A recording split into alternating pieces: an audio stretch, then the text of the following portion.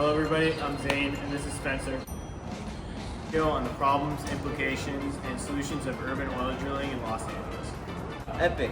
I can't wait to learn about urban oil drilling. I didn't even know urban oil drilling was in LA. How did urban oil drilling in LA even start? Drilling in Los Angeles dates back to the early 19th century and is actually one of the main reasons why in the early 1900s the city experienced a huge population boom. I didn't even know oil drilling had such a huge effect on the growth of Los Angeles. That probably took up a huge amount of space though. Are any of those oil rigs still around today? Yes, and that leads me to my next point. While oil drilling in Los Angeles is no longer allowed, the existing oil drilling is starting to be phased out over the next few decades. Problems still exist with oil rigs that are still running. For example, oil rigs workers' jobs, as they're phased out, are lost along with the oil that is no longer being drilled, and that's obviously not good for the economy and the lost jobs generally.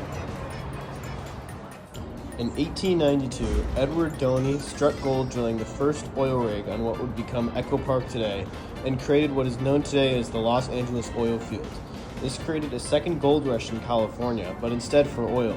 In the 1920s, California was the leading crude oil producer in the nation, producing 20% of every barrel of crude in the United States.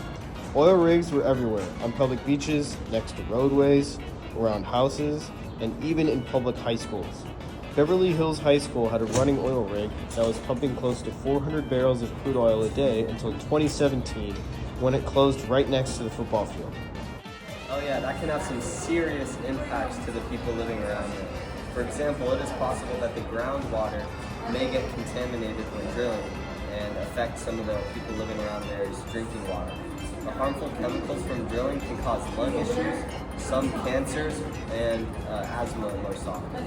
Furthermore, the noise from drilling and living near a site like that can have noise that can sometimes cause noise pollution, which can cause restlessness, sleep inconveniences, and add stress to the mental health of people living around it without them even knowing. This video shows a resident who is living right next to an oil drilling site. Hey, I'm Hillary Beaumont and I'm in South LA to find out what it's like to live next to an active oil drilling site. LA is America's largest urban oil field and there are thousands of these sites next to people's homes that come with some sinister health effects. There's fumes coming up out of there. But they want to blow smoke up our butts and tell us it's steam. My wife died from brain cancer as a result. My granddaughter had Hodgkin's lymphoma. And I think it's all related to this sign. When I was reading about the endocrine disruptors and the heightened risks of miscarriage and stillbirths and birth defects that correlate, I remember just having like feeling a pit in my stomach. And I had, had 2 miscarriages. One was in 2008 and one was in 2012. There's a lot of ways, South LA and East LA and basically any of the non-white parts of LA are under-resourced and, our well-being is not prioritized. So I had a deep sense of, this is just wrong on so many levels. Another big issue with removing these oil rigs is the lack of government participation. Many groups, such as Youth for Environmental Justice, have actually sued Los Angeles over its lack of reviewing new oil developments. New oil rigs also tend to be built in lower income areas where residents don't have the funds to fight back against developers. Oh, okay. What are some solutions for that? Working with city government and holding meetings to take down and phase out drilling sites helps a lot.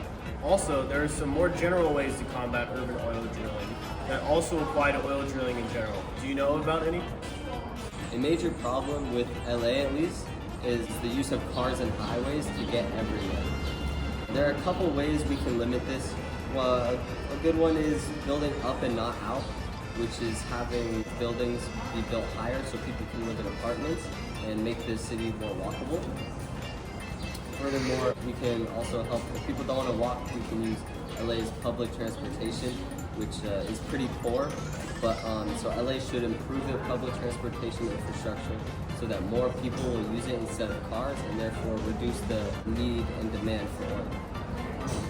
That's true. The world's gradual transition to alternative energy sources helps phase out existing oil rigs, especially knowing that oil rigs produce greenhouse gases from the extraction itself, along with the burning of the oil later on. Oil companies are also using some shady tactics to hide their oil rigs, including fake buildings as seen in this video. Home of celebrities, juice cleansers, and oil? That's right, Angelinos are more like Texans than they think. The city sits on top of the third largest oil field in the country, and apparently oil rigs are scattered throughout the city, in the backyards of schools, malls, and even the farmers market. HuffPost Green posted a great short produced by Palladium Boots on the secret underground network of LA oil fields that you can check out over in our resource. And that's the end of the video. I hope you guys learned something new today. That's right, Sensei Zane. You as a viewer, make sure to smash that like button, hit subscribe, and we'll see you in the next one. What's up, guys? If you guys want to be entered in our giveaway of this UC Santa Cruz reel, I went all the way to UC Santa Cruz just to get it. If you guys want to be entered in the giveaway, make sure to comment the first oil entrepreneur in Los Angeles. Hit that like button, subscribe. Smash that button. Let's go. Smash it.